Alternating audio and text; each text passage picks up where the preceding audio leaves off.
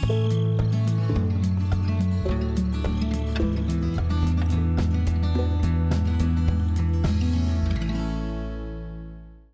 everyone, welcome back to Wild Wild West's Gelvin Valley for Farming Simulator 15. We're in the evening hours here as we try to boot heal another crop into the ground. And it looks like I got ran right into a fence or something there that I can't. Oh yeah, fence post reached out and grabbed me. Thanks, Wes. Anyway, kind of come around. That reminds me, another fence post. I probably should go in and turn, take the collisions off. What is going on here? Raise up. Is there some bumps here? Oh, yes, there is. You can't hardly see them on account of all the weeds. But oh, yes, there are bumps galore. Anytime you see the implement behave somewhat like a pendulum, you know you're on a surface that has a few bumps. Oh, for goodness sakes, this isn't what I would have expected to happen right here at all. Get that set down. Yeah, the outer edge can be a booger to get in sometimes. Oh, come on. Up we go, down we go. The raise and lower being our friend. So boy, there must be some, and really slants off to the fence, so I need to do, I think, a little smoothing work. I know I commented on that the last episode. Still need to pop it open in the editor and get the job done. It's either that, or like I said, come in and plant some grass kind of around the outside edge. Just a little strip, the narrowest planter, be 3 meters, just enough to fit the width of the vehicle. Probably be a good idea. So maybe the next time I plant or work in these fields, plant, I think. Maybe the next time we do that, I can take a little extra time to get that done, just to stay away from the edges that make it all discombobulated. Alright, this one here is kind of a field that is divided, so we'll go through the dry wash here. Oh, did I see some water? Hi, George. I think I do see some water in there. I don't think we're expecting any. Yeah, I can see the stream running. Oops! That means I didn't lower that particular plane enough. I don't know if any of y'all could see that, just a little bit in the stream. It's supposed to stay hidden below the surface of the map until rain hits, but that one didn't go down quite far enough. Anyway, we'll get around the rough outer edge, and I'm going to have a lot of harvesting to do this next go around. Yes, I am. Oh, it's behaving like a pendulum again.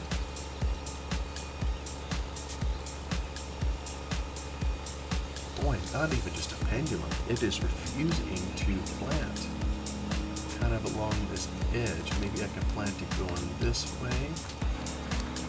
Try to set it in there.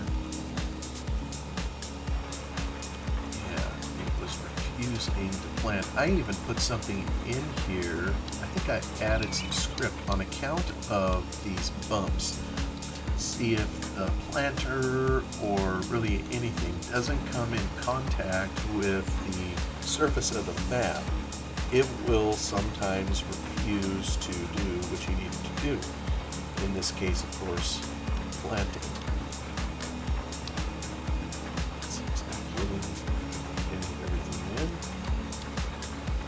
Trying to anyhow. Yeah, I think I am just trying to get too close to the edge. Oh, come on.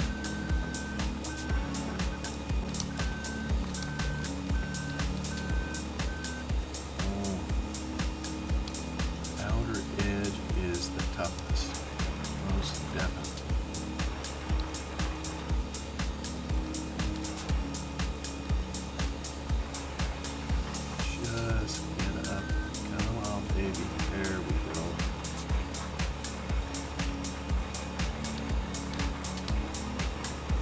clearly I'm not the only one that has these problems.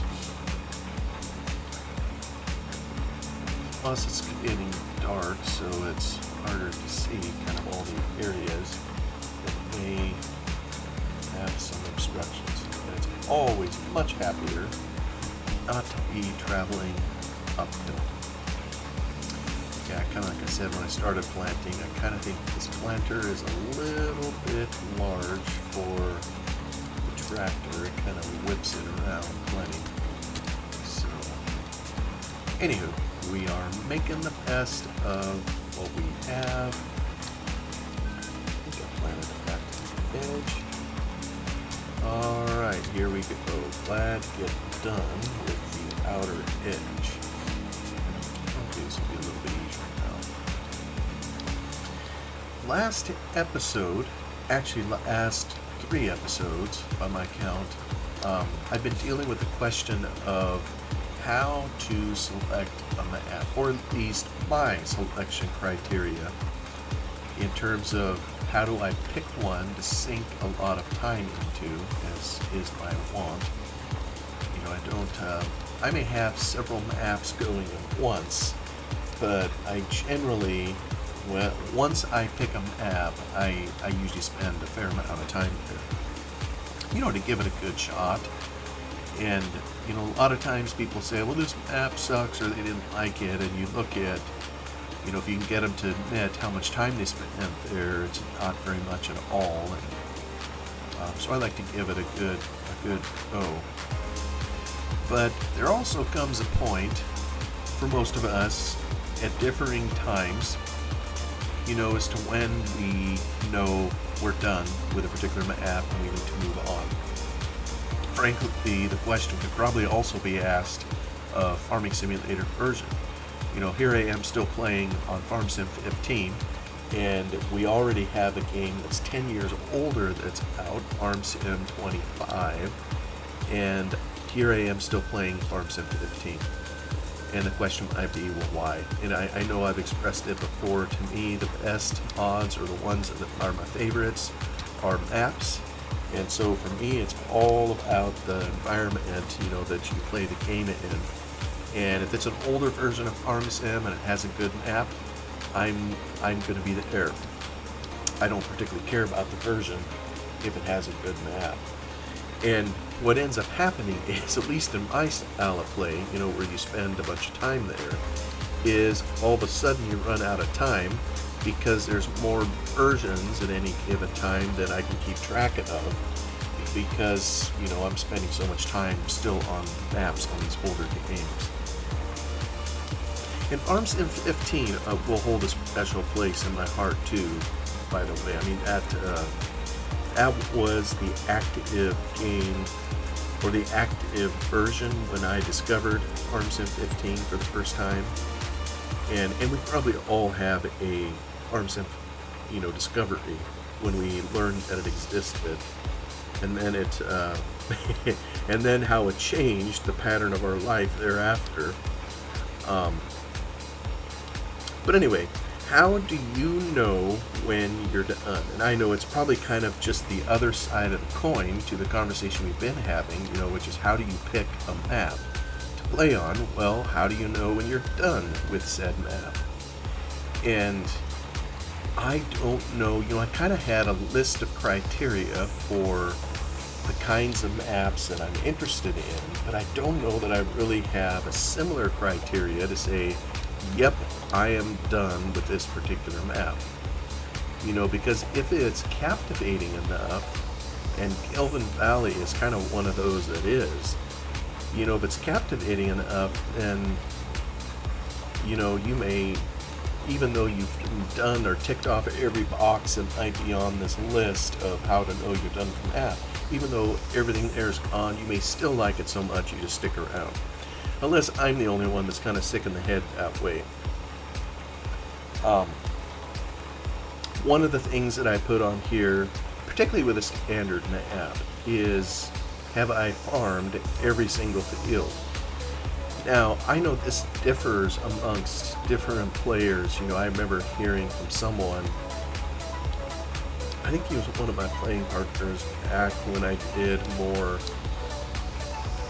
multiplayer type games. There was a fellow by the name of Yachty Dom. Oh, it's been a long time, in ages since, I've interacted with him. He's just a straight up guy. Enjoyed a lot of good times in this game with him, particularly on a couple different maps, Glen Ellie and Two Rivers. And he kind of had a similar philosophy, I think, to mine, is, once you got going on a map, you stayed there a long time. And for him, it was just relaxing to work the fields, do it over and over. He didn't mind repetition. You almost have to appreciate repetition if you're going to live the life of a farmer in many ways. But one of the things I remember he told me is he didn't like owning every field on the map because he says that wasn't realistic. I'm pretty sure it was Yachty Dom that said that to me. Just like in real life, maybe a farmer will own a block of land or farm a block of land around where he lives, that kind of thing. But no farmer owns every field, in kind of in a 2-kilometer area. Maybe some do that are just, gigantic farms. But in general, a farmer is still going to have neighbors. All the day may be coming, as farms continue to get larger and larger, like so many other things in life. The day may come where all their neighbors are chased off, or there's one farm that survives and they buy out their neighbors and maybe don't even have neighbors anymore. That'll be a sad day if it ever comes. But he just felt it wasn't realistic to own or farm every single field, so he just left certain ones alone and pretended that it was other farmers. And this particular version, I don't think this version does it, or does it? Does where it pretends as if you have neighbor farmers and it raises crops in there, takes them up, puts them down. I can't remember if Farm Sim 15 does that. I know it started doing it in Farm Sim 17 and later, where you couldn't see the equipment out in the field doing it, meaning your neighbor's equipment, but at least the crops, things would kind of change up over time. So, but for me, I think I generally kind of like to explore the whole of the map of what it has to offer before I consider it done. Did I look at something here? Maybe it did. So that might be one item I would put on my list. Have I farmed every single field? And maybe it's more, this is a UK or a British, Irish type map. Out on the pole there. And I don't totally understand how this works, but there are, and maybe if someone listening to this is from that area, they could comment on it. Oh, yes, I don't own the field. Come on. Well, maybe they'll let me do that little bit. I'll try to take care of that next round. But there's this concept I've read called an estate, and I still don't know entirely what it is. I don't think we have it here in the US, and I'm not sure exactly what it is over in the UK, where maybe it's just where there was a wealthy family and it's kind of it's their estate, or it's what's left over of the family heritage, and someone decided to preserve it as a unit. When I've looked at the UK maps or looked up estates, I think I see some of them, they're open to the general public maybe. So I don't know if it's a publicly protected area or if it's a family trust kind of deal. But it's called an estate, and maybe it's a big block of land somewhere. So you could have a situation kind of like that. Gelvin Valley doesn't have the feel of being an estate for the whole. At least not to me, but what do I know? I'm from America, so I don't know how that is. But it just seems it's a larger area than would be owned by just one particular family or estate. I could be wrong though. But if you have a map that has the feel of being a block, for example, I think there was a map, I don't recall who did it. Maybe it was Dusty Dave. Was it called Benton Wynn Estate? Dusty Dave will probably never see this. He's got much better things to be doing than watching my videos. But I kind of think that was a map set up to be, a particular estate to where, yeah, you could farm the whole map and feel good about it. Like you weren't just pushing your neighbors out or whatever.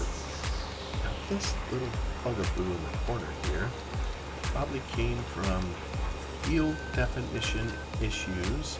We definitely own it, but the game doesn't think so. So it's telling us it's not your field, but we'll trick it here. There, did I get that on the corner? I think I did. Close enough for government work. Sneak around here. So that might be a criteria. Have you farmed every single field that the map offers you? Maybe another one is, have you farmed every single crop that a particular map offers? And as the Farm Sim franchise has grown, the offerings of the crops, just straight out of the box, have greatly expanded. It used to be, I think in the original version of the game, Farm Sim 08, you had a choice of wheat or wheat. And if you didn't want wheat, you could have wheat. I'm being facetious, of course. There was only one choice, and it was wheat. Well, then when Farm Sim 09 came along, they added canola, they added corn, and they added barley. And of course, over the years, they eventually added root crops, sugar beets and potatoes. But it stayed kind of those basic crops for a while. But they slowly have added more, and it is really expanded. The number of crops that you can grow once you get into Farm Sim 22 and 25, carrots and spinach and peas and all these other things. It's really cool. And grapes, whereas in the past, you could get those things in your map, but it had to be a modern, that would put them there and add that feature. And there may still be limitations on how many of those you can have in a map. I haven't looked at some of the more recent versions, but suffice it to say, that might be something that you have on a criteria of when you're done with a map is, have I raised every single crop, or that kind of thing. And maybe there's certain things that a person isn't interested in when they play a map, so it probably isn't going to apply to them. Probably it's no secret, anybody looking at these videos or any of the videos that I do, I tend to be more interested in arable farming than I am, like my friend Russell is, in animal husbandry, where he spends a lot of time working the dairy or some of those other things, with the animals. I haven't done near as much of that. But I'll still do some, just to say, am I done with the map? I still, and here in Gelvin Valley, we have a lot of things that are untouched with animals. I finally got into sheep and have sheep. Speaking of them, by the way, let me just go take a look. Feeding trough. Phew. Okay, so they're at 100% productivity and they have plenty of food. All right, that's good to know.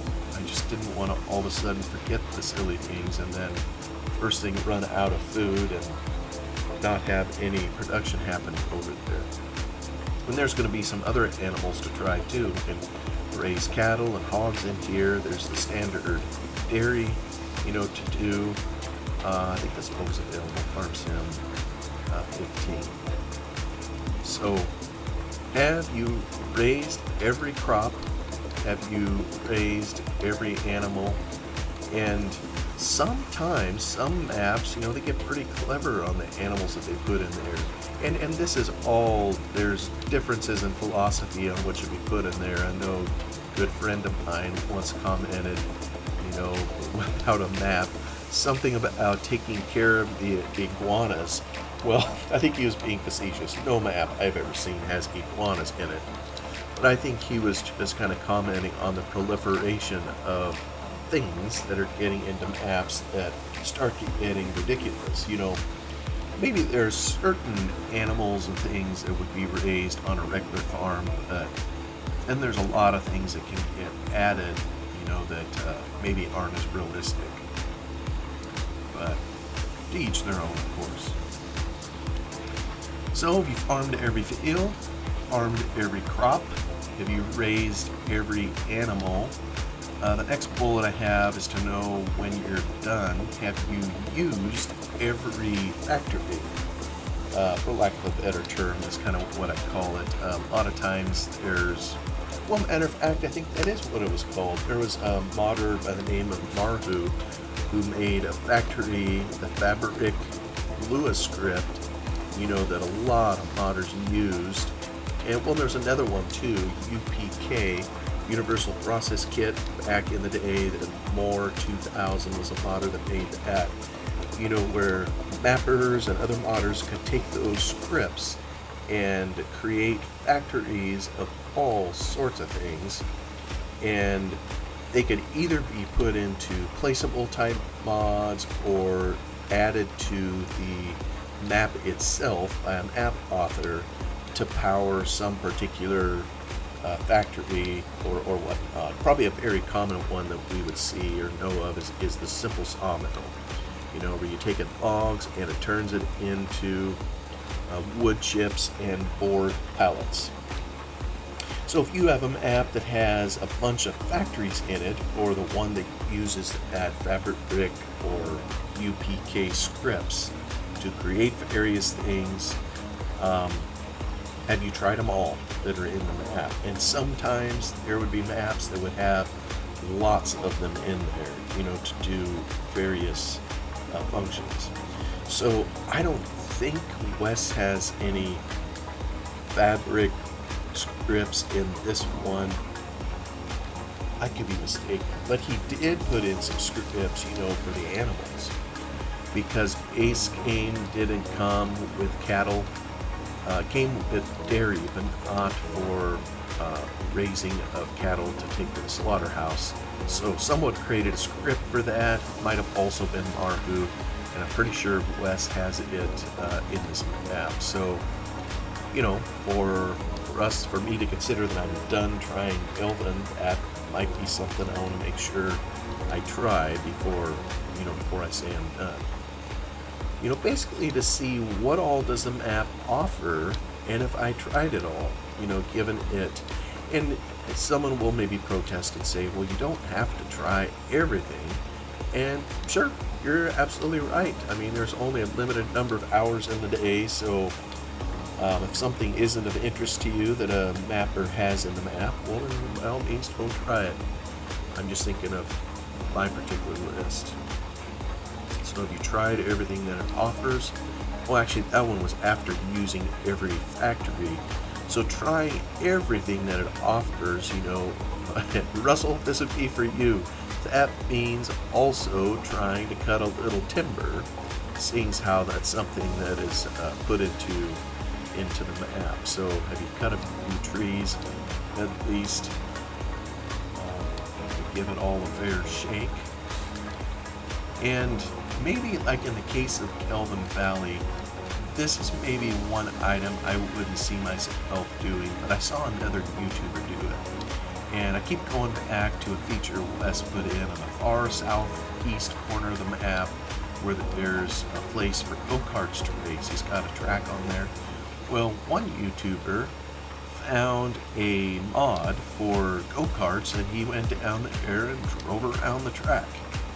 Well, I'm probably not going to try out that feature, but it's very cool that he put it in there. I mean, that's just additional realism for an app to depict a particular area, you know, a uniqueness that he put into his map. But I suppose it is a feature you could literally try if you were so inclined.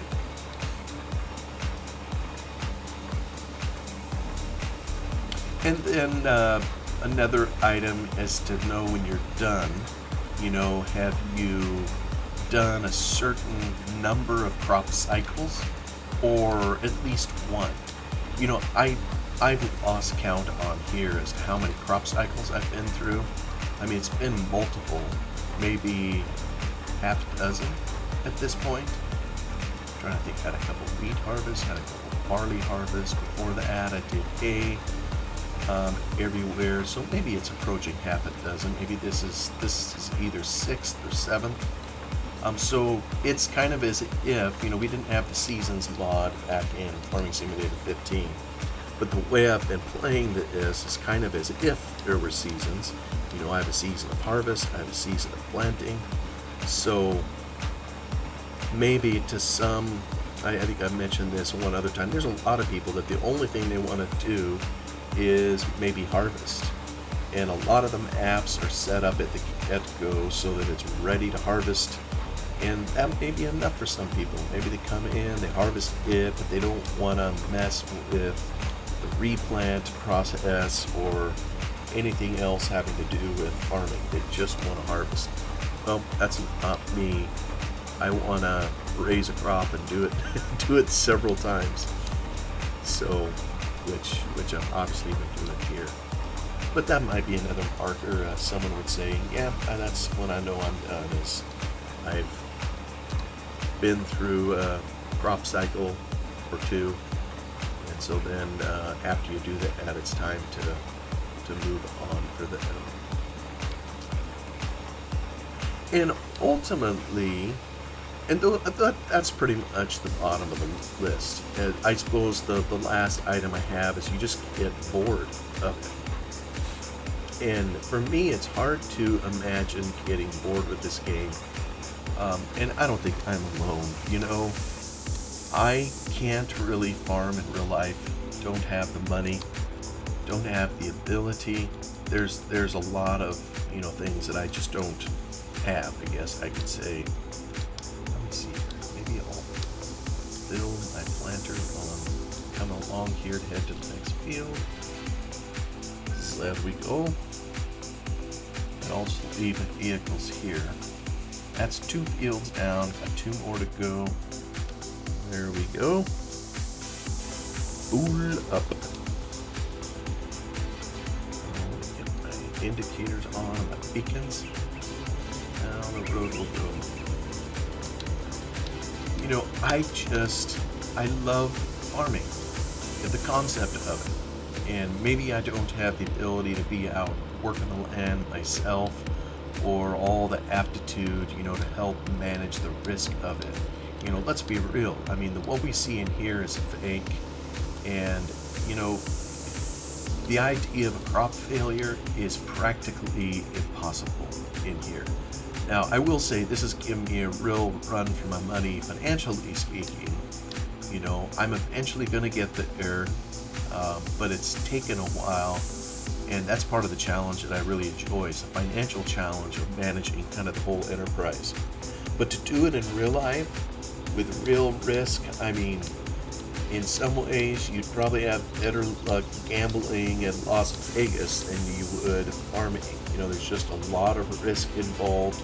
Sometimes they can make a killing, and other times, you know, they may lose their shirt. It's just kind of some of the harsh realities of tilling the soil and dealing with all the things that come along with it. You know, whether it's farming or financial market risks and so forth. So for many of us, the closest we can get in a comfortable way is to even just play a silly game like this. And it doesn't bore me. You know, just like it never bored me when I worked on a farm in real life, you know, Lone Oak Farms. I loved that time of my life. And if there Of course, we can't go backwards. You know, there's many things I appreciate about the here and now. So it's in some ways it's ludicrous to even suggest it. But if there ever was a time period in my life, you know, I'd love to repeat if I could. You know, it would be those years when I worked on the farm. And I think the reason I enjoyed them so much is because, you know, I didn't really have any responsibility. I didn't have to worry about paying all the bills or whether it rained or shined. I just showed up and worked. So, but anyway, I just heard the bell and realized I didn't even totally finish the topic here. I basically did. You know, the list is kind of shorter as to when someone feels they're done with the map and ready to move on, and then kind of get to the last one in terms of boredom. I can't imagine being bored with this particular map, and maybe that's no surprise. After several hundred episodes, I remain enamored with it. There's plenty of new things to come, and maybe that's part of it. Always keeping new things out ahead of you and just taking your time with it and keeping some of those things fresh. You know, it'd probably be a whole video besides of like you do if you do become bored with the map but want to continue with it. You know, maybe that's where most people say, well, shoot, I'm bored, I'm just going to get a different map. So I kind of had a small little list of things to like get the edge of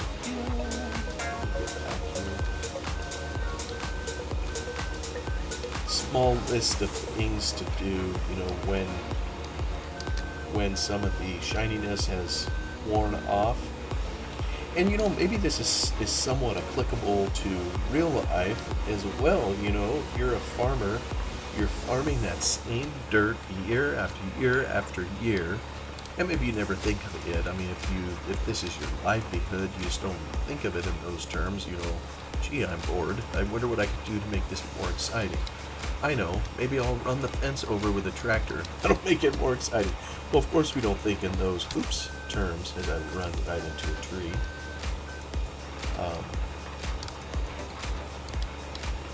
But of course, real life is going to have all sorts of additional challenges that come along to make things more exciting. I'm just getting caught on everything here. So maybe that's a sign that it's time to close this particular episode. I'm heading kind of up in here in the nook.